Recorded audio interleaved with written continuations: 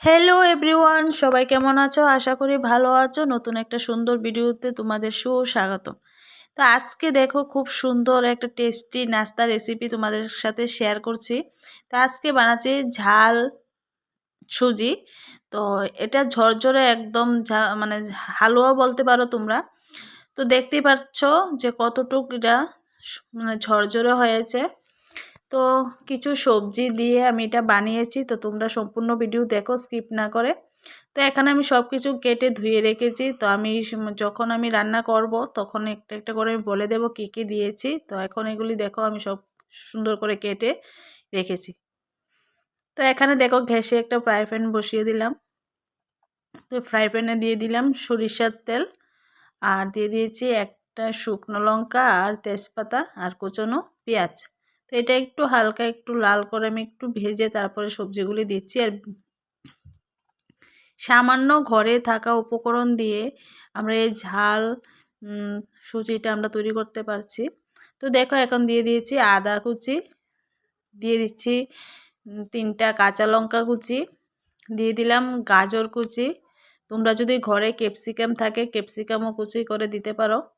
দিয়ে দিয়েছি টমেটো কুচি, গাজর দিয়েছি একটা, টমেটো দিয়েছি একটা, আর দিয়ে দিলাম একটু লবণ। তো এখন এটা আমি ভালোভাবে ভেজে নেব। আর দিয়ে দিচ্ছি একটু হলুদ। তো এটুকু দিয়ে আমি এখন এটা ভালোভাবে একটু ভেজে সুজিটা তৈরি করছি। আর এটা তোমরা ঝাল সুজি বলতে পারো, সুজির হালুয়া বলতে পারো। যারা মিষ্টি মানে মিষ্টি সুজি খেতে একদম ভালো পাও না তার জন্য একদম পারফেক্ট একটা নাস্তা রেসিপি। তো দিয়ে দিয়েছি ছোটো বাটি দিয়ে, দেখছো যে এক বাটি দেখে একটু কম সুজি দিয়ে দিলাম। আমি যে সুজিটা দিয়ে এটা তৈরি করছি এটা মনে করো তোমরা যদি 2জন 3জন খেতে পারবে এই নাস্তাটা। তো দিয়ে দিলাম একটু চিনি, বলতে চা চামচেরও হাফ চামচের একটু কম, একটু স্বাদের জন্য একটু টেস্টির জন্য অল্প একটু চিনি দিয়েছি। তোমরা যদি না দিতে চাও স্কিপ করতে পারো। আর দিয়ে দিলাম এখানে কারি পাতা। আর যদি কিশমিশ কিশমিশও তোমরা দিতে পারো। আমার ঘরে কিশমিশ ছিল না, তো এই জন্য কিশমিশটা দেয়নি। কিশমিশও দিতে পারো, এগুলি দিলে আরও টেস্ট বেশি আসে। তো আমি দেখো সুজিটা কিন্তু আমি লাল করে ভেজেছি, একদম মানে লাল করে। তো আর এখন আমি একটু একটু করে জল দিয়ে সুজিটা এখন আমি কিন্তু গ্যাসের ফ্লেমটা হাই ফ্লেমে রেখেছি। তো গরম জল দিচ্ছি, দেখো আমি একটু একটু করে গরম জল দিয়ে আমি এটা করছি। আর বেশি জল দেবে না, তাহলে তোমরা এটা ঝরঝরে নাও হতে পারে যদি একসাথে সবটা জল দিয়ে দাও। তো একটু একটু করে দিয়ে নেড়ে নেড়ে বুঝতে হবে। তো আমার দেখো সুজি কিন্তু মোটামুটি রেডি।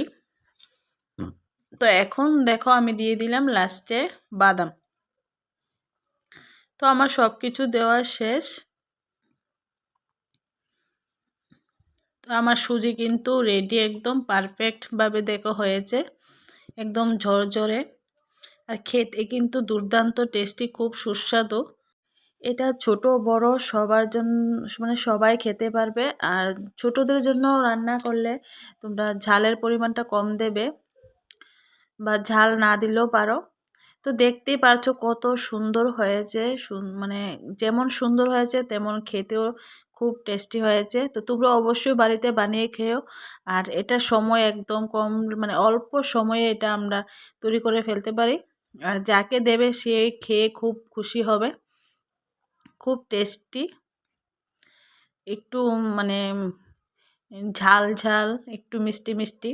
তো আজকের জন্য এতটুকুই। সবাই ভালো থেকো, সুস্থ থেকো।